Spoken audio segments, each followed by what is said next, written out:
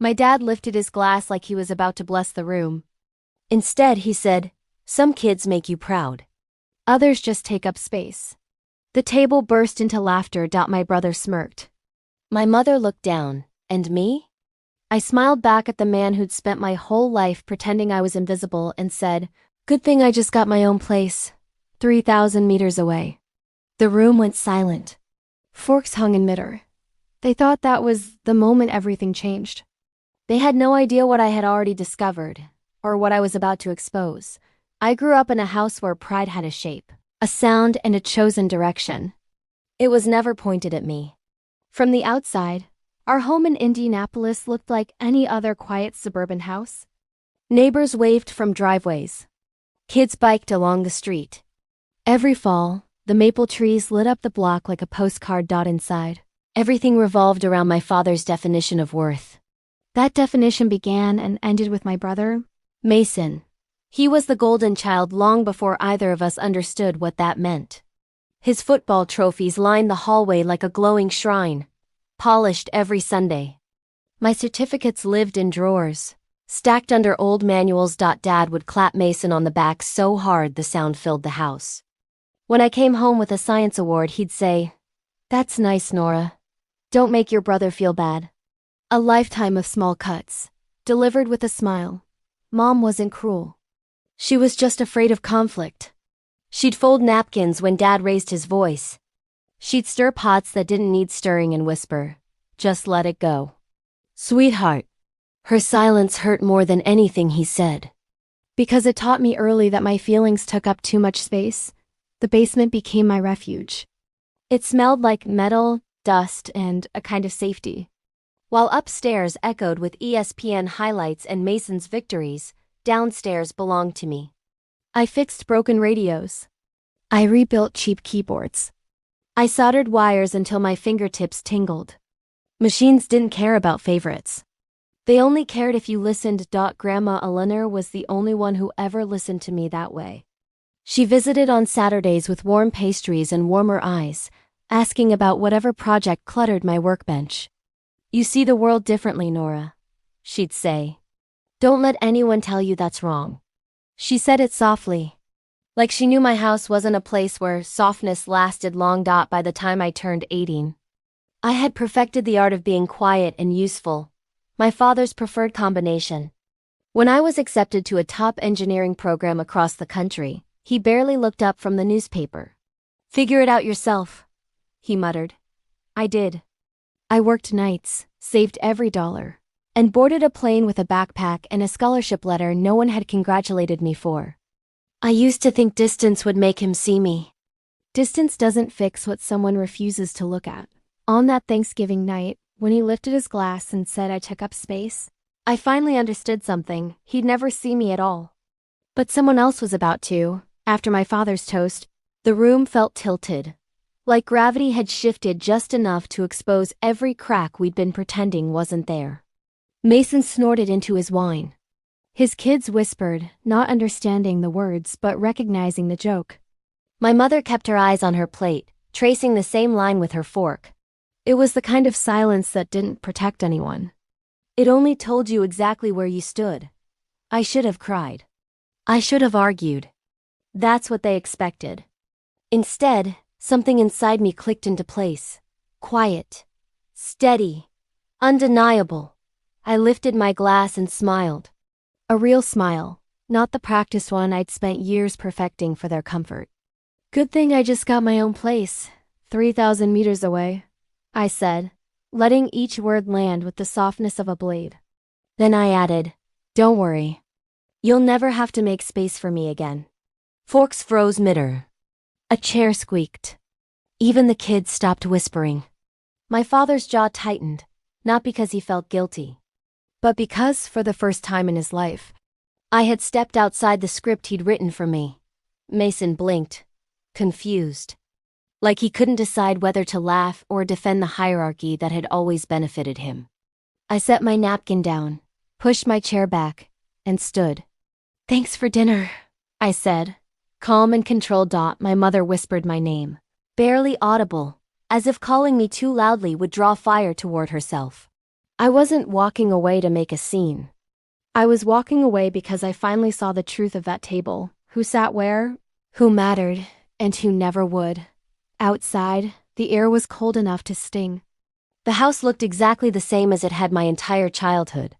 Suddenly, it felt smaller, almost fragile. I could still hear their muffled voices inside. First confusion, then annoyance, then dismissal. The usual pattern.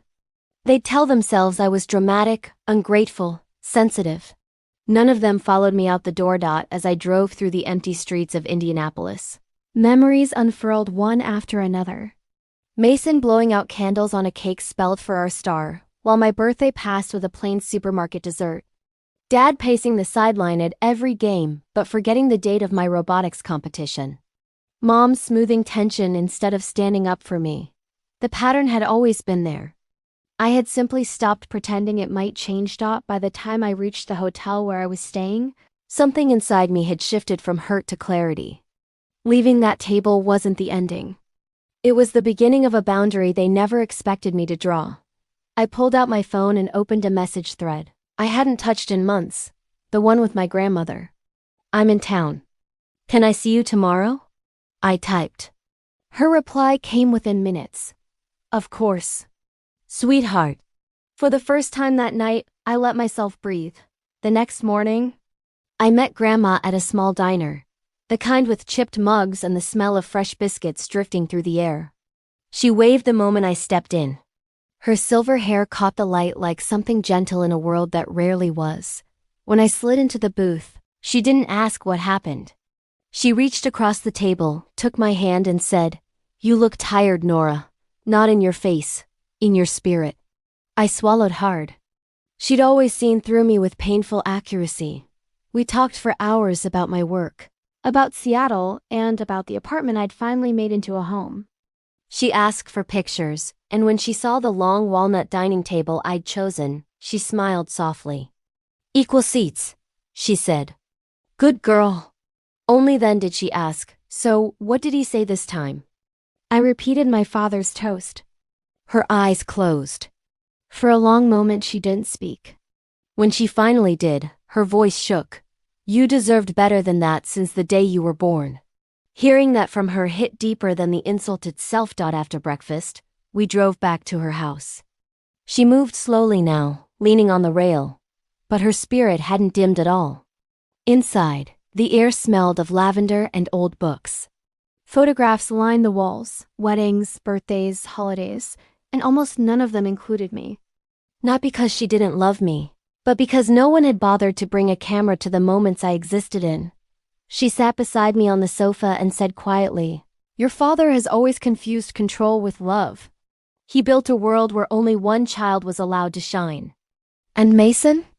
I didn't have to answer. She already knew. That afternoon, as she napped, I wandered through her living room and noticed a thick folder on her desk. Bills, payments, statements. Nothing illegal. Nothing alarming. Just the quiet evidence of someone aging, someone managing too much alone. I realized how many decisions Dad had taken from her over the years. How many choices she'd quietly surrendered. To keep the peace. I knew with a certainty I couldn't explain that I wasn't going to leave her the way he had left me. When I returned to Seattle the next week, the city's gray mist wrapped around me like an exhale. My apartment felt different. Not just a refuge, but a declaration. I hung new curtains, rearranged furniture, bought fresh flowers. I built a life one small, intentional detail at a time. At work, opportunities grew. I was trusted with projects that required precision and long nights. I delivered. I didn't brag. I didn't send updates home hoping for a reaction that would never come.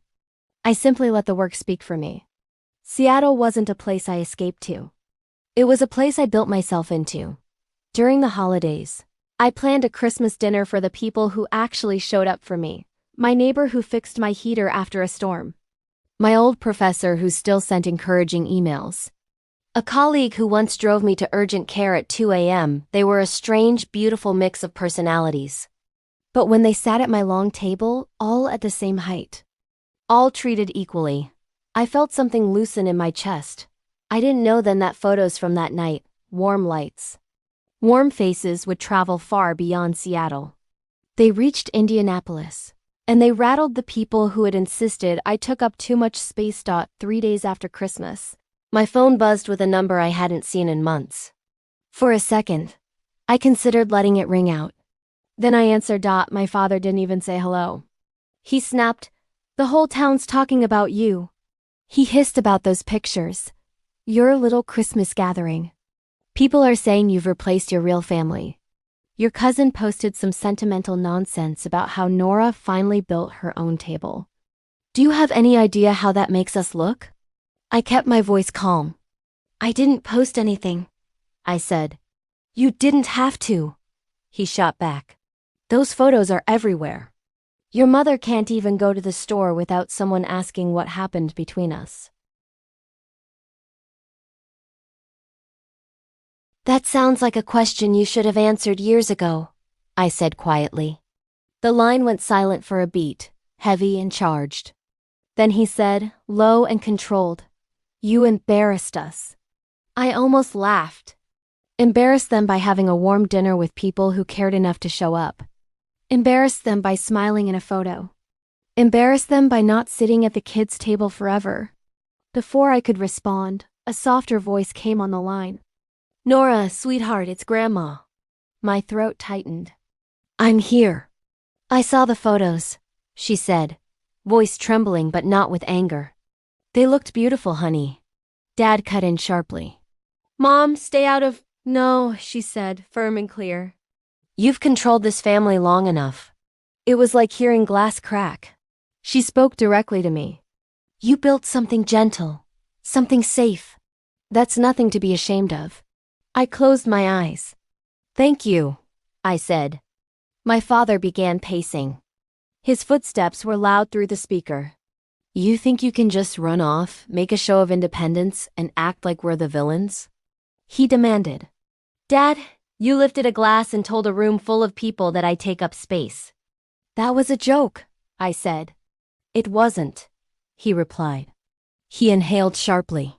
Suddenly, his tone shifted. Less bark, more bite. "You're coming home for New Year's Eve. We need to fix this."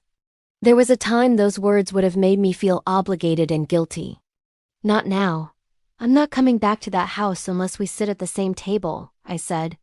"Equal seats. No head of the table. No hierarchy. If you want a conversation, that's the condition." Another long silence. Then, "Fine. I didn't expect that," he said. The next day, my parents arrived in Seattle. The knock on my door felt like a pulse, steady but guarded. I opened it to see the two people who had shaped my childhood. My mother avoided eye contact. My father tried to hide the way his gaze flicked around my apartment, searching for something to criticize. "Nice place," he said, as if the words tasted strange. "Dinner's ready," I replied. The long walnut table stretched across the room, lit by soft lamps and the glow of the city beyond the windows. 3 chairs. All identical. No head seat. My father noticed. He said nothing. We sat.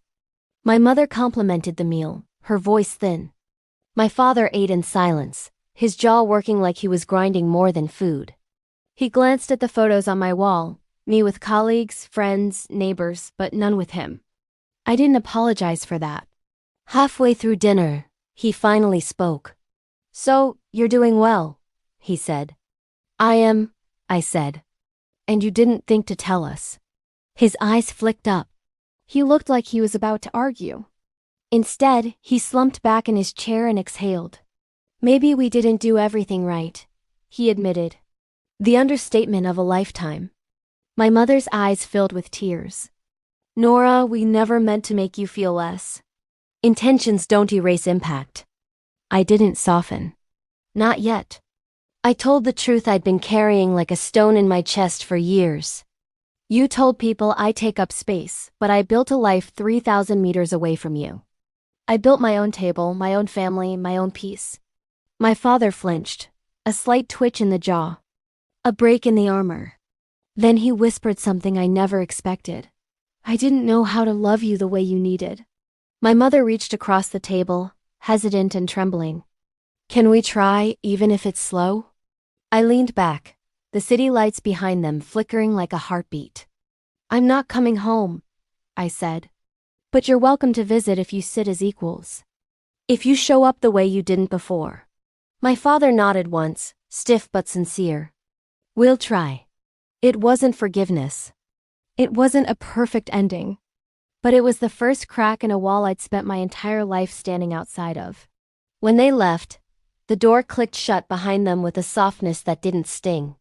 This time I walked to the balcony, letting the cold air rush over my skin, and realized something. I hadn't just stood up for myself at that Thanksgiving table. I had rewritten the rules.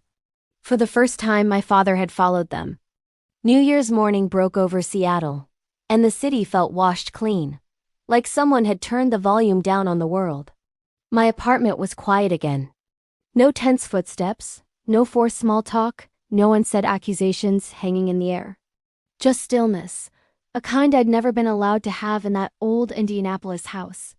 My parents' visit hadn't solved everything. It hadn't erased the years I spent shrinking myself to fit the space they offered. But something had shifted. Subtle, almost fragile. A beginning, not a fix. Later that week, my grandmother called. Her voice was warm and relieved. He told me what happened, she said. He didn't yell. He didn't blame. He listened. I leaned against the window, watching fog move over the rooftops. I don't know what comes next, I told her. You don't have to, she said. You just have to keep choosing yourself. Choosing myself looked like small things. Cooking dinner at my own pace, inviting friends over, walking through the city without feeling like I owed my existence to anyone. I found a quiet joy in rebuilding, intentionally, slowly, and without apology. At work, someone congratulated me on a project I'd led, and I let the compliment land without brushing it off. I realized how many years I'd rehearsed humility just to avoid being resented at home. I wasn't running anymore. I wasn't hiding in a basement waiting for permission to shine. One evening, as I set a single plate on my long table, I paused. That table had started as a symbol, a rebellion, a boundary. Now it was something gentler, a promise. Whatever my family chose to do or not do, I'd built a place where I belonged. A place where I took up space fully, finally, and without fear. New Year's night settled over the bay like a soft curtain. For the first time in years, I felt completely steady. Not because my family had changed, but because I finally had. I stepped onto the balcony, the cold air brushing my face, and whispered the truth I'd fought so hard to learn. Some kids make their parents proud. Others make themselves free. If you've ever had to rebuild your own table, tell me in the comments. If this story stayed with you, subscribe. There's more coming, and you won't want to miss the next chapter.